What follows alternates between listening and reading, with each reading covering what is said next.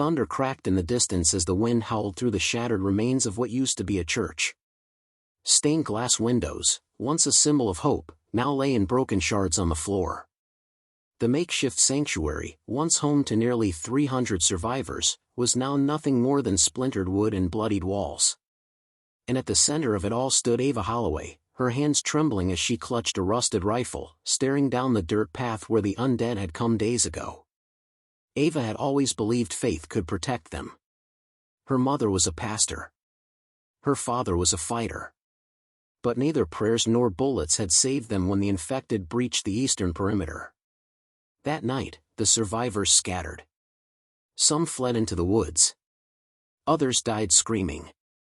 Only 100 made it out. And now, those 100 were the last remnants of the sanctuary. 37 confirmed dead. 53 unaccounted for. That leaves us, muttered Reese, the former paramedic who now acted as the group's de facto medic and tactician. Ava looked around the smoking remains of their safe zone. Fires still smoldered in what used to be the watchtower. Crows circled above. The smell of charred flesh clung to everything. She turned to Reese. How many weapons do we have left? Enough to make it through a bad night. Not enough for a war. We're already in one. From a crumbled stone bench, an older man spoke. His name was Elijah. At 62, he was one of the oldest survivors, once a retired civil engineer, now a quiet observer who rarely spoke unless it mattered. Faith without direction is just noise. We need a plan, Ava. Not just hope. She nodded. Then we make one. As night approached, the survivors gathered in the basement of the broken church. There were no candles, light attracted the dead, but the silence was heavy with fear. Children clung to mothers.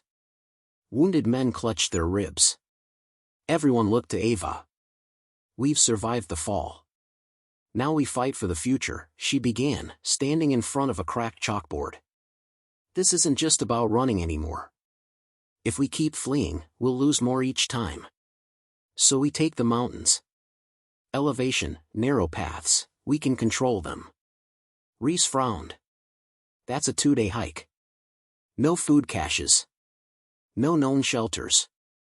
If the kids get sick. Ava turned to him. If we stay here, we all die. They know where we are now. They'll come back. Smarter. Faster. He didn't argue. No one did. From the back, a young teen raised his hand. His name was Mateo, only 15, but after he lost his parents, he started stepping up in small, quiet ways. What if we set traps on the way? Make them slow down. Give us time. Elijah gave a slight nod. The boy has sense. Improvised defenses, even basic ones, might buy us breathing room. It wasn't much, but it was enough. Enough to form a plan. Enough to give people a sliver of hope. By dawn, the final 100 survivors had packed what little they could carry, medical kits, food scraps, weapons, blankets. No vehicles left. Gasoline had dried up months ago, and engines only drew attention now. They left the sanctuary behind. The trail to the mountains was long, lined with rusted cars and collapsed homes. Memories clung to the air like dust. Every corner brought new dangers. But they moved in silence, weapons drawn, watching every shadow. By midday, Ava signaled a halt near an abandoned school bus. They needed rest. Reese checked wounds, Elijah helped dig shallow pits for defensive spikes, and Mateo rigged a tripwire alarm with tin cans and wire. Then the scream came. It wasn't human. Every instinct in Ava's body screamed to run, but she turned to face the noise. From the treeline came 3 figures, too fast for walkers, too twisted for normal undead. These weren't just infected. These were the next stage. Runners. Mateo shouted. Chaos erupted. Shots rang out. One of the creatures leapt. Reese brought it down with a hammer blow, but not before it slashed into a boy's leg. The skirmish lasted less than 60 seconds. But it changed everything. After they were dead, and the boy was stabilized, Reese pulled Ava aside. That wasn't normal. Something's evolving. Ava nodded grimly. Then we evolve faster. They buried the bodies of 2 they lost. No one cried this time. Grief was a luxury they could no longer afford. As the sun dipped behind the trees, Ava looked toward the dark outline of the mountains. Somewhere up there, they would build again. Somehow. Faith got us this far, she whispered. Now fire and fortitude will get us the rest of the way. The forest swallowed them whole. Thick trees rose like ancient sentinels, their gnarled branches tangled overhead, blotting out most of the light. Every footstep on the brittle leaves echoed too loudly. Every bird that didn't chirp reminded them the woods were no longer natural. The undead didn't just walk the roads anymore. They waited in silence, listening, learning. Ava kept to the front, her rifle raised, eyes scanning every clearing ahead. The mountains were still half a day's hike away, but already the group's pace had slowed. 2 children were ill. 1 man limped from a deep thigh wound. But turning back was no longer an option. 10-minute break, she whispered, raising a fist. The line behind her stopped. No one cheered or relaxed, just quiet panting, water sips, bandage checks. Survival had turned every moment into a calculation. Ava stepped beside Reese, who had crouched near an exposed tree root, checking the map again. Still sure about the canyon route? She asked. It's the narrowest entry to the mountains. If we can reach it by nightfall, we'll only have to defend one direction. And if they're already there? He didn't answer. He didn't need to. From behind them, Elijah moved closer. I scouted ahead with Mateo. There's a collapsed bridge about a mile out. We'll have to reroute west, maybe add an hour.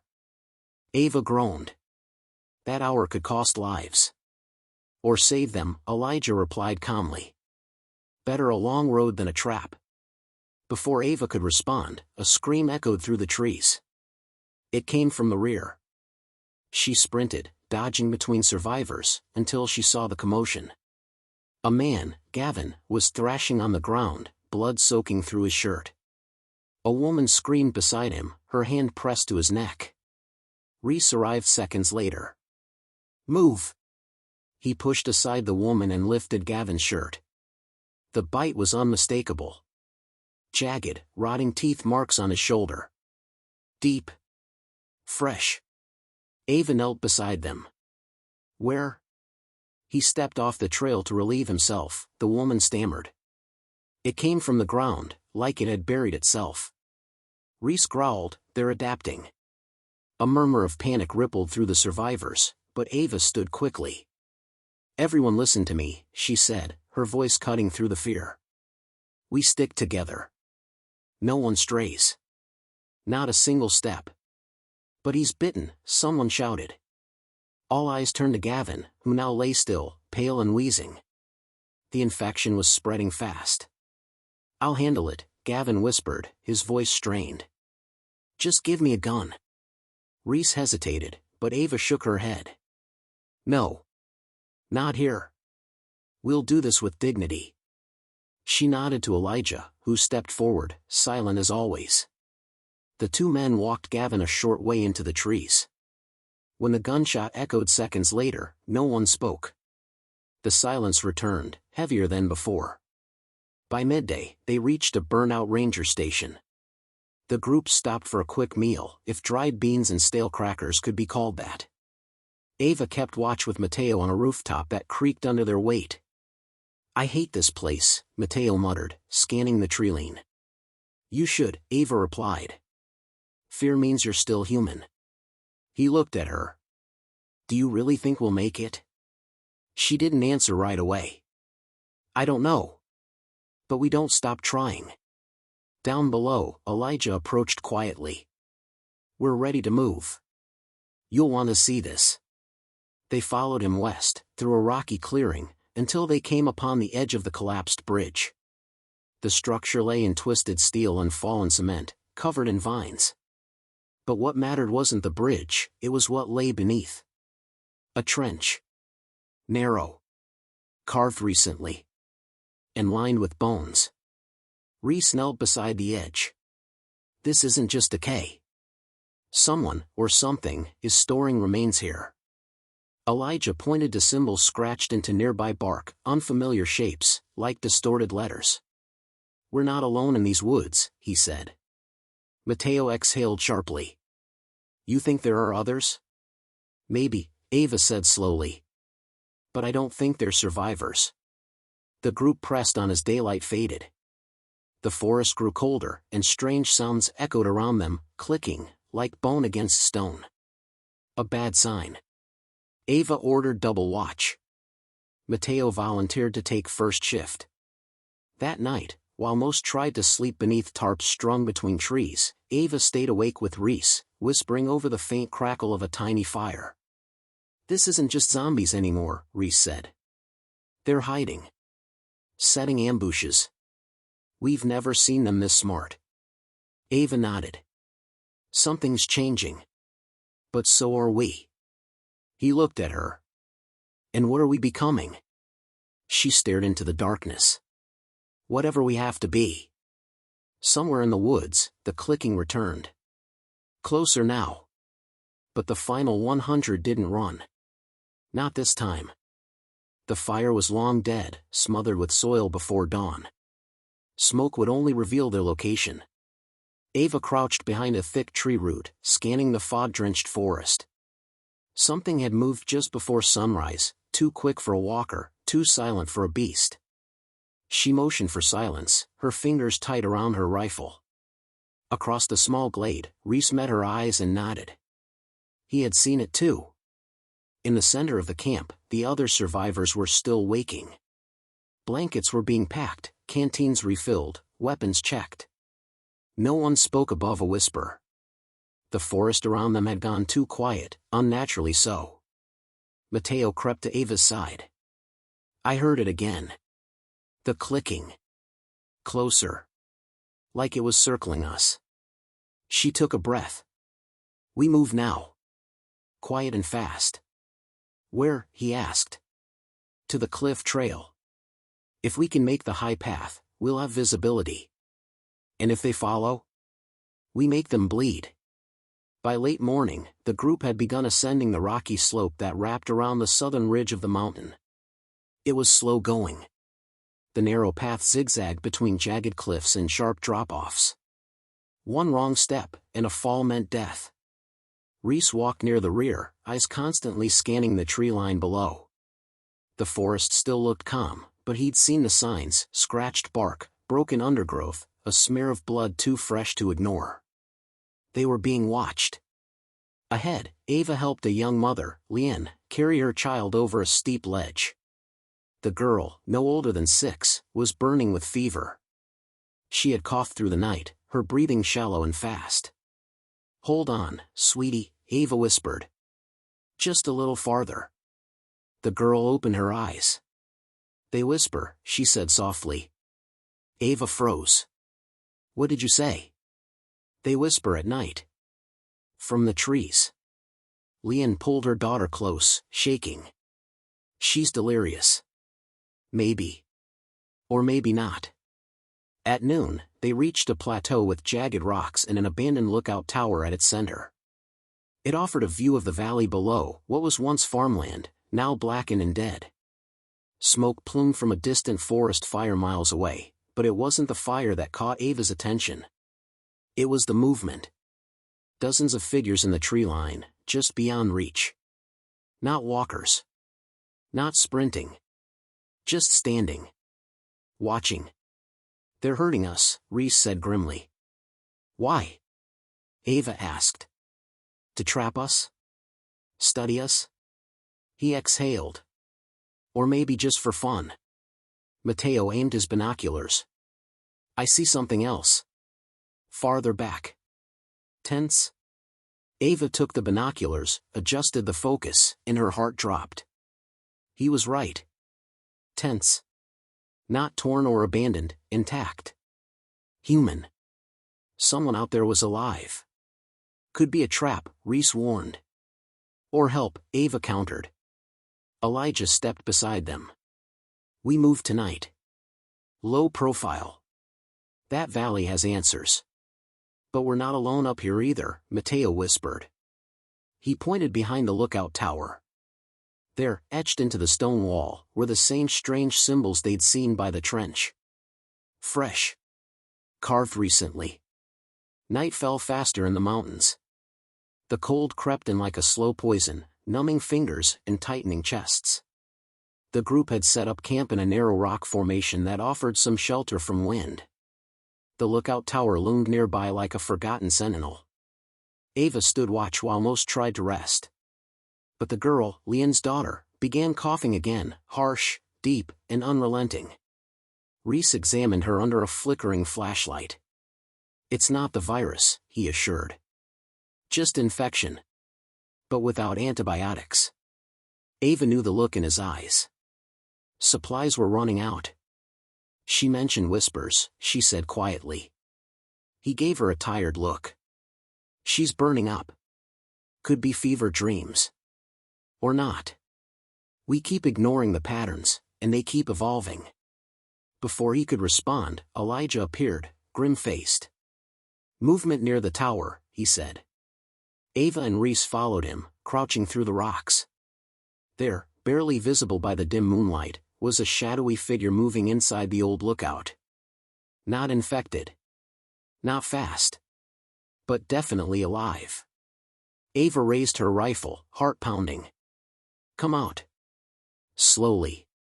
The figure stepped forward, hands raised. A girl. Maybe 17.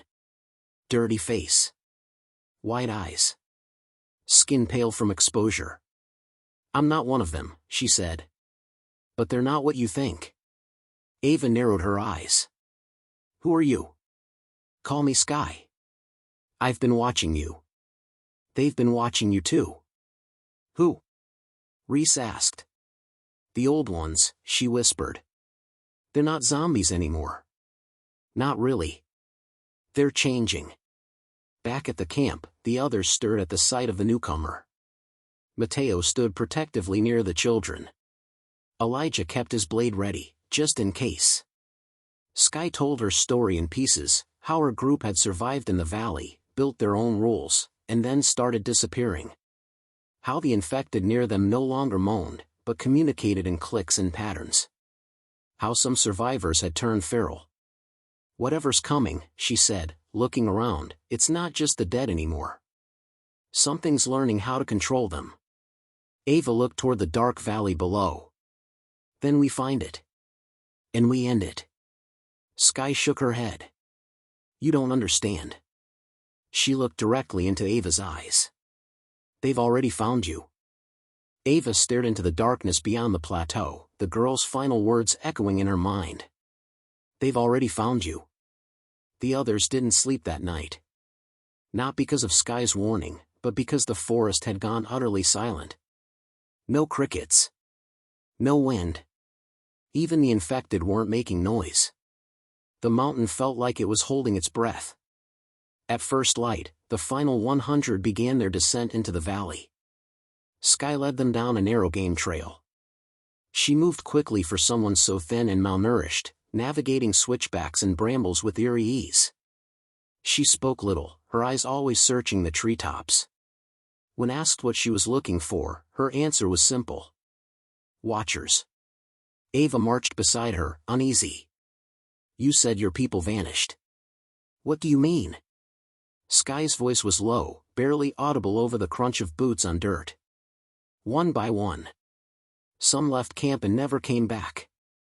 Others came back wrong. Eyes glazed. Didn't speak. Would just stare. A week later, they turned.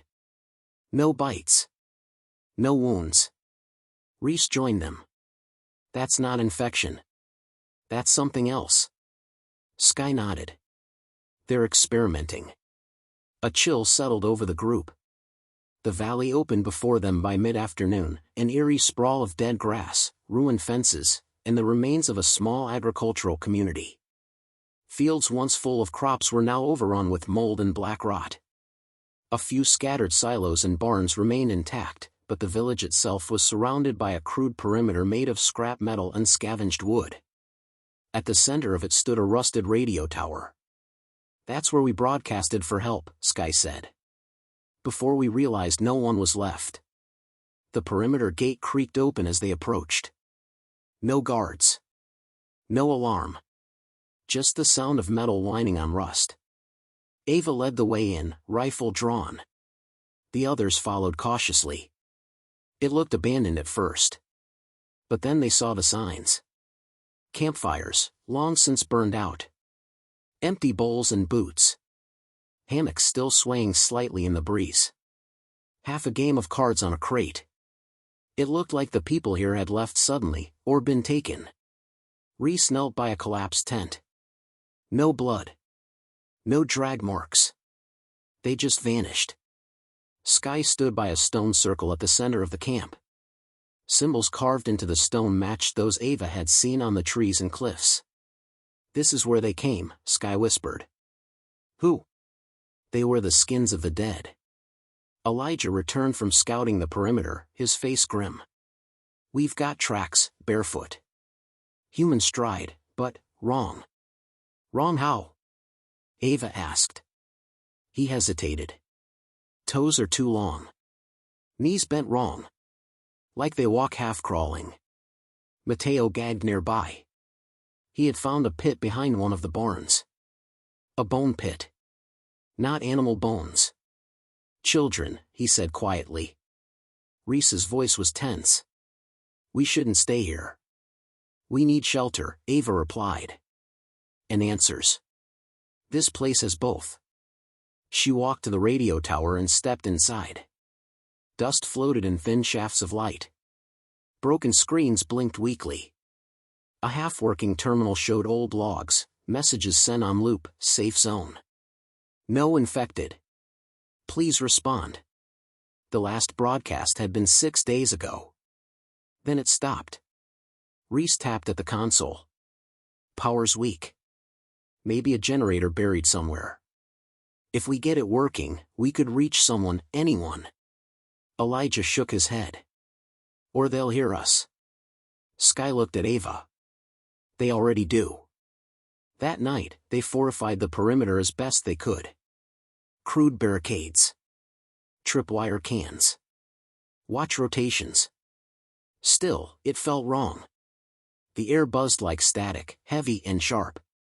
Ava sat beside Sky, watching the distant treeline. "You said they're learning. What are they?" Sky stared into the dark. "They used to be like us. Survivors. But then they changed. Some say it was infection that mutated. Others say they fed too long on the infected. Drank tainted water. But I think they were broken long before the outbreak." "You're saying they chose this?" "They worship something now. A voice. They say it speaks through the dead." Ava swallowed hard. "What kind of voice?" Sky looked up, tears glistening. "One that doesn't stop once it's inside your head." Then the first scream came. "Hi." Panicked. From the far end of the village. Ava bolted toward it with Reese and Elijah. They found a young boy, Caleb, staring at the edge of the perimeter, trembling. His brother was gone.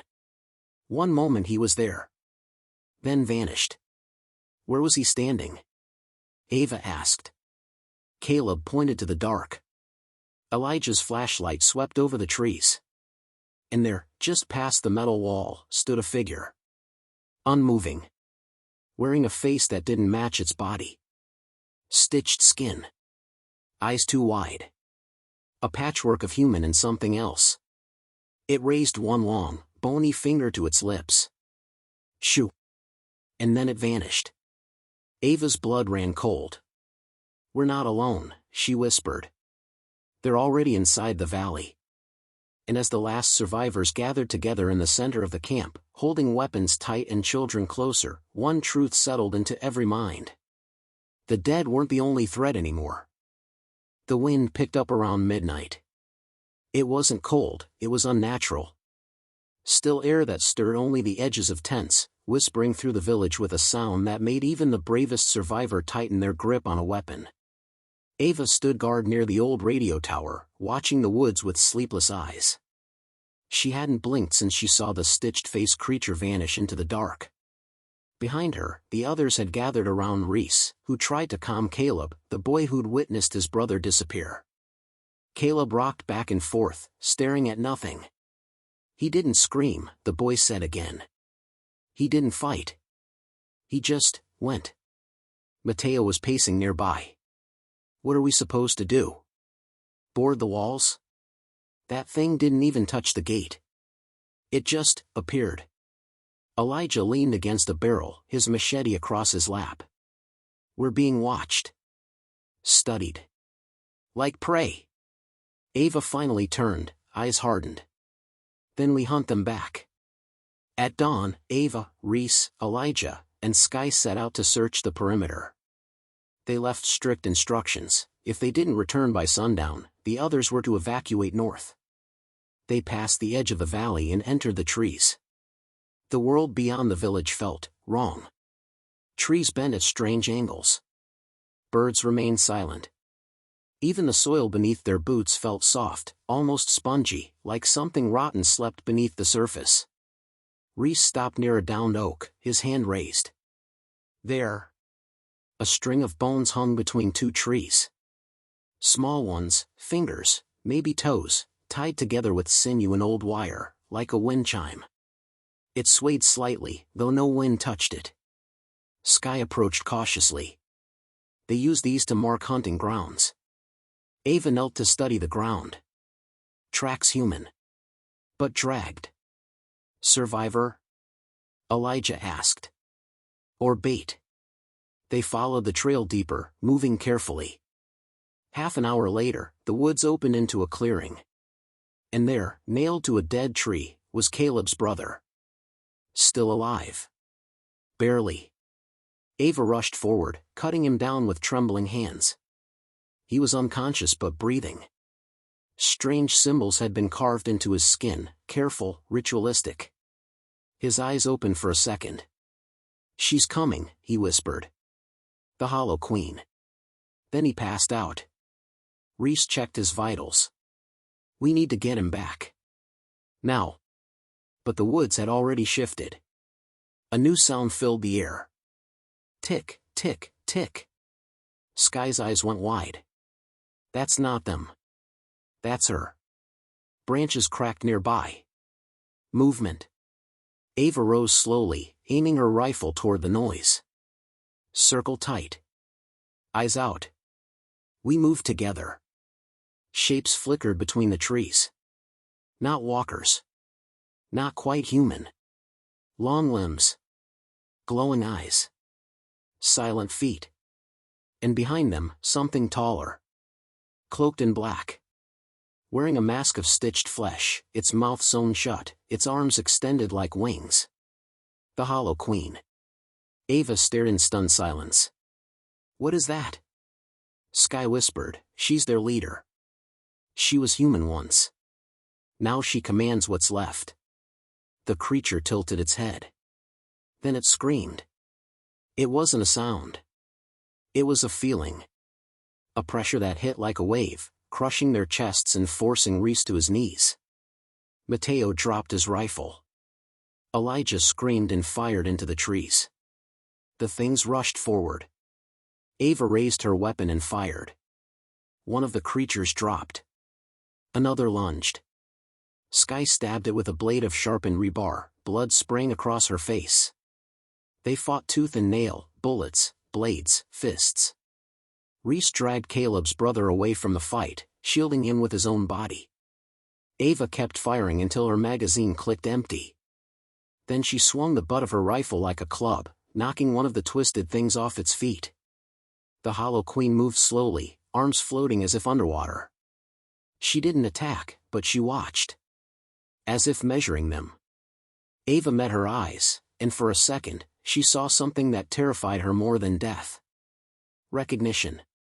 As if the Queen knew her. The tide turned when Elijah threw a flare into the underbrush. Flames burst to life, consuming the dry brush. The creatures screamed, not from pain, but in confusion. They scattered.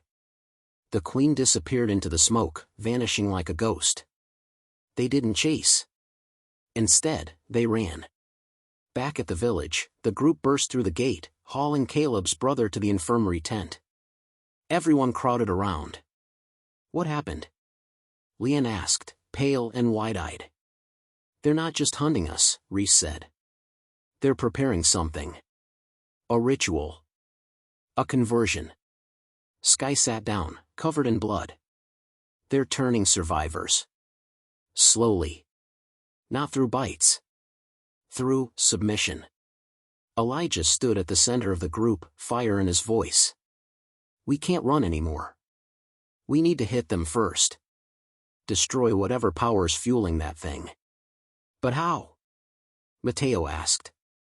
Ava stared at the radio tower, her thoughts racing. We find their center. Their nest. Wherever that queen sleeps. Sky met her eyes. Then we'll have to go deeper. Into the burial hills. Burial hills? Reese asked. Sky nodded. That's where it started. That's where she was born. Ava tightened her grip on her rifle. Then that's where she dies. The entrance to the burial hills wasn't marked on any map. It was hidden behind a crumbled ravine just beyond the far edge of the valley. Thick fog rolled from its mouth like breath from something alive. Ava stood at the edge, staring into the void. Behind her, Sky adjusted the makeshift torch wrapped in oily cloth, its flame barely holding in the damp air. Once we go in, Sky said quietly, we can't rely on the rules we knew. The infected, the creatures, the queen, this is her world down there. Ava nodded, her jaw set. Then we break her in it. Only 6 of them had come, Ava, Reese, Elijah, Mateo, Sky, and Leanne, who refused to leave her feverish daughter behind without trying everything. The rest of the final 100 stayed behind, fortifying the village. If this mission failed, they would be next. Everyone ready? Ava asked. No one said yes. But no one said no. They entered the burial hills. The descent was steep. Narrow passages twisted like veins through stone. Roots snaked down from above. The torchlight flickered across walls etched with ancient carvings, grotesque images of figures with hollow faces, bowed in worship to a towering silhouette with outstretched limbs. What are these? Mateo whispered. Old faith, Sky said. Dead faith. Or maybe undead faith, Elijah muttered. Further in, they passed corpses embedded into the walls, some mummified, others recent. Each one had its eyes sewn shut and a strange sigil carved into their forehead. Reese paused at one, examining the mark. It's not just a symbol. It's a map. Ava frowned. A map to what? To the heart of this place. Hours passed. The deeper they went, the colder it grew. The air tasted metallic. Their torch was the only thing keeping the darkness from pressing in on them. Finally, they reached a chamber. Vast. Echoing. The ceiling rose out of sight. In the center stood a massive stone altar, surrounded by tall, totem-like effigies made of bone, cloth, and rusted metal. And there, hanging above the altar by strands of black sinew, was something alive. Or once alive. The Hollow Queen. She dangled like a marionette, arms spread, head down, lips still sewn. The mask of skin on her face now moved slightly, like something breathed beneath it. She's asleep, Leanne whispered. No, Sky said, eyes wide. She's dreaming. This whole place, it's her mind. Ava stepped forward, rifle raised. Then let's wake her up. Before she could fire, the ground trembled. The effigies began to twitch. Then move. One by one, they came to life, creatures half bone, half flesh, powered by something unseen. Hollow-faced and snarling. And behind them, a chorus of whispers rose from every crack in the walls. Join. Serve. Become. They were surrounded. Elijah charged first, machete slicing through one of the creatures. Mateo opened fire, bullets lighting the dark. Reese held the torch high, swinging it at anything that got close. Sky screamed as two of the creatures grabbed her arms, until Ava shot them both through the skull. The queen lifted her head. Her stitched mouth pulled upward. She smiled. Then came the scream. That same soundless pressure they'd felt before. Ava dropped to one knee, blood rushing to her ears. Her vision blurred. Next to her, Leanne clutched her head, crying out. "No," Sky whispered, crawling toward the altar. "We can't let her take us." She reached into her coat, pulling out a rusted flare canister. She lit it, shoved it into the base of the altar, and shouted to the others. "Run!" Ava grabbed Leanne. Reese dragged Mateo. Elijah pushed Sky toward the tunnel. The creatures wailed, clawing at their ears. The queen screamed louder, her body writhing in midair. Then, boom! The flare ignited a fuel cache hidden beneath the altar. Fire erupted upward, engulfing the queen. The walls shook violently. Rocks split. The floor beneath them cracked open.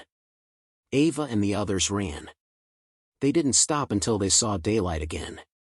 Bursting from the mouth of the burial hills, smoke behind them, blood on their clothes, the survivors collapsed on the hillside gasping for breath.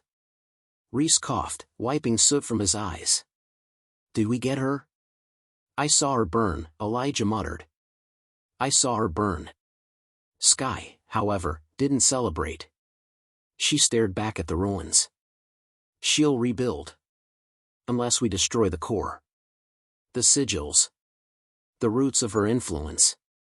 Leanne held her daughter tighter, tears in her eyes. "We've seen what's down there. No one should ever go back." Ava looked toward the valley. "Then we seal it. Collapse the entrance. Burn it. Salt the earth if we have to." "And if she survived?" Mateo asked. Ava didn't blink. "Then she'll find we're not the same survivors we were before." As they returned to the village, battered and bruised, the other survivors rushed out to meet them. Hope flickered again, for the first time in days. They hadn't defeated the Hollow Queen yet. But they'd proved one thing. Faith might guide them. Fire might arm them. But fortitude, that would be what saved them. Smoke coiled into the evening sky like a warning. The burial hills still burned. Even from the village, they could see black plumes rising behind the treetops, painting the horizon in ashen orange. But it wasn't over. Everyone knew that. Especially Ava. She stood atop the old radio tower, wind tugging at her coat, binoculars pressed to her eyes. Nothing moved in the forest below. No twisted creatures. No infected. But she didn't feel relief, she felt watched. Still. Behind her, the final 100 were restless.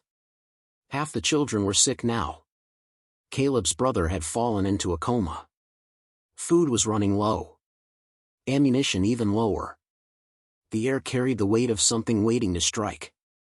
Ava climbed down as Reese approached with fresh bandages wrapped around his ribs. "How bad is it?" she asked. "Worse. 2 more fevers. Elijah says we're down to less than 3 days of clean water." "And morale?" Reese shrugged. "They're calling you the one who faced the queen. That's something."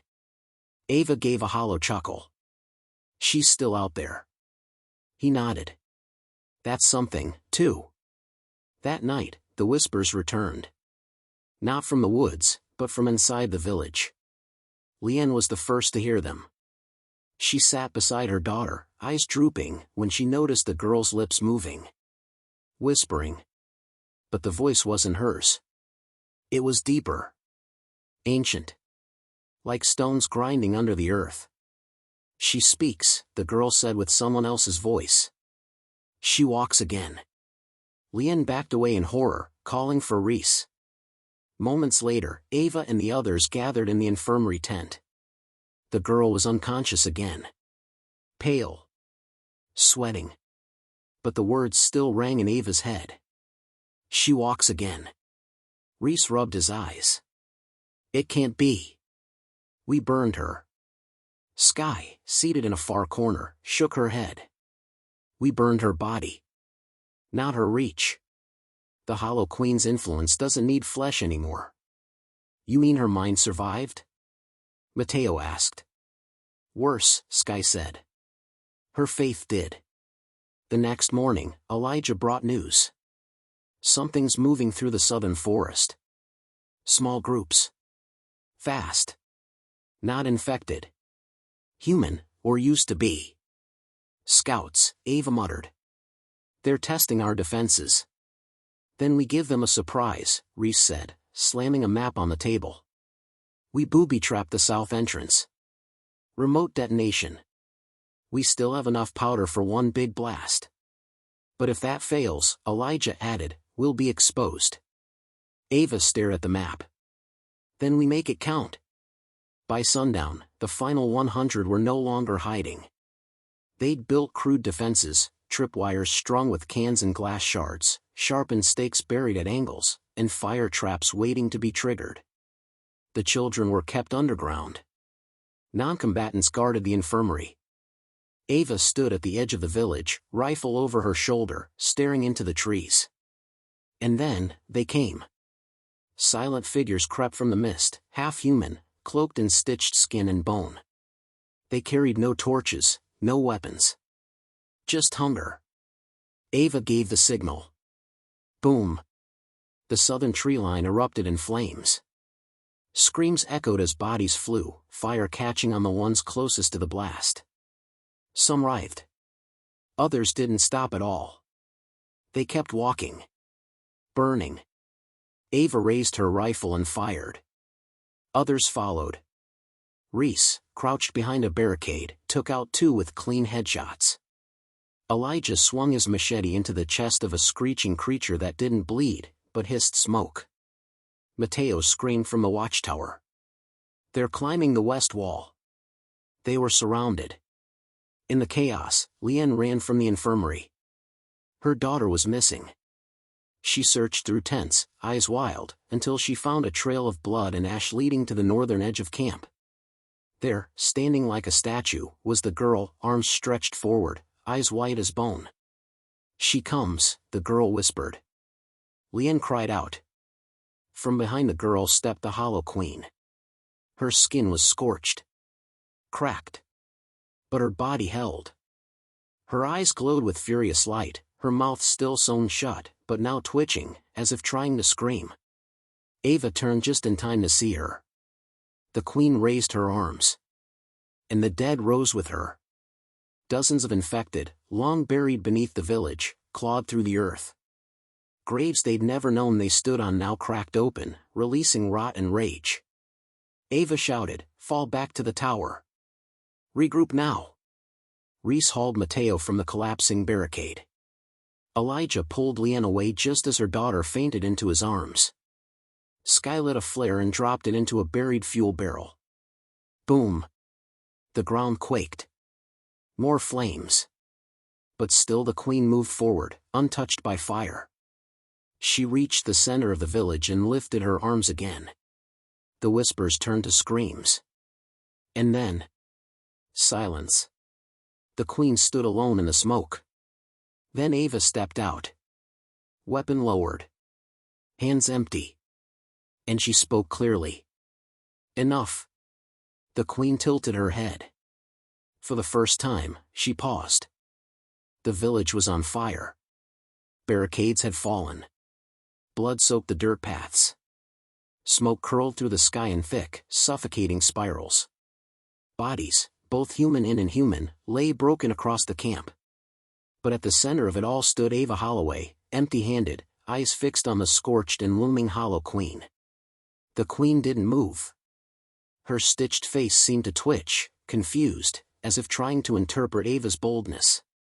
"You wanted our fear," Ava said, voice calm despite the chaos. "You fed off it. Molded it. Built your army from it." The Queen slowly raised her head. "But here I stand," Ava continued. "With nothing left to fear. The creature stepped forward. Reese, watching from the radio tower with Mateo and Sky, shouted, "What is she doing?" "She's drawing her out," Sky muttered. "One final move." Elijah was crouched nearby, cradling Leanne's unconscious daughter. "If this is the end, she better make it count." The Hollow Queen advanced, limbs floating unnaturally, her sewn mouth trembling as if barely containing a scream. The earth seemed to recoil beneath her. She stopped inches from Ava, tilting her head with unnatural grace. Ava didn't flinch. "I saw your altar. Your symbols. Your rituals. You were a leader once. A woman. You chose this path." The queen's mouth moved, silent words on lips sealed with black thread. "You don't lead anymore," Ava said, louder now. "You haunt. You corrupt. You steal. And you failed." The queen's fingers curled, dark energy radiating from her skin. That's when Ava dropped to one knee, and triggered the remote detonator buried beneath her. Boom. The explosion wasn't fire, it was light. Ava and Reese had found a stash of old mining flares the day before. Packed into the soil beneath the village's heart, they were triggered all at once. A burst of magnesium brilliance lit the battlefield with searing white. The queen shrieked, a soundless cry that shattered windows and froze every living thing in place. Her body ignited. Not from fire. From the inside. Veins of black split open across her skin. Her stitched mouth burned loose, her scream finally escaping into the air, raw, ancient, and full of agony. She staggered back, writhing. The spell was broken.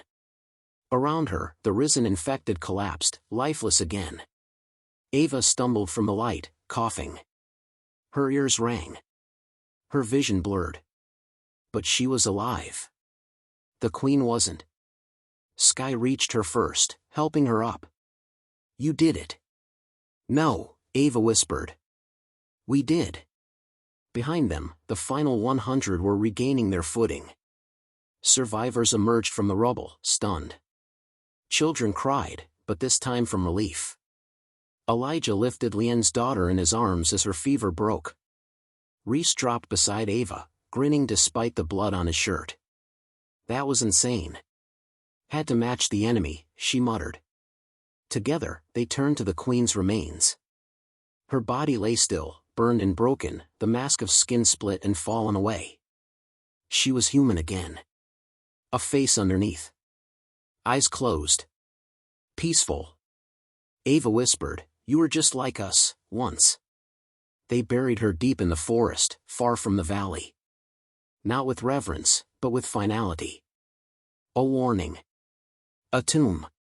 The survivors sealed the burial hills completely, collapsing every entrance with explosives and boulders. What lay beneath would never rise again.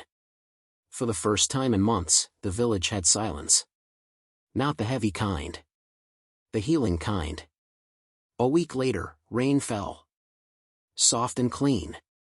The fires had passed. The soil was blackened, but seeds still existed. Children laughed again. Mateo led a team of young scouts through the forest, retracing safe routes. Leanne's daughter recovered, slowly, but she smiled now. Reese and Elijah rebuilt the watchtowers. Sky took over the infirmary, teaching others how to treat the wounded and sick. And Ava? She walked the perimeter every morning at dawn. 100 of them had survived the fall. Fewer now. But those who remained were something more. Not just survivors. Builders. Protectors. Leaders. They were the living memory of everything that had burned. On the edge of the village, Ava stood beside a freshly planted tree. They called it the Fortitude tree, its roots buried in ash, its leaves a symbol of what had endured. Beside her, Reese joined her quietly. "Still watching for shadows?" he asked. Ava nodded.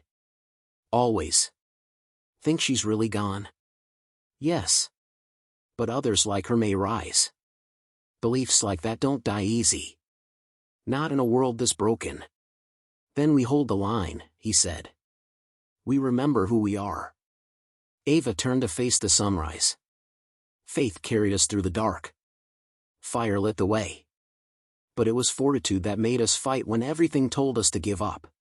She looked back at the village, the people rebuilding it piece by piece. We are the final 100, she said softly. And we're not done yet. End of Part 8, 795 words. The end.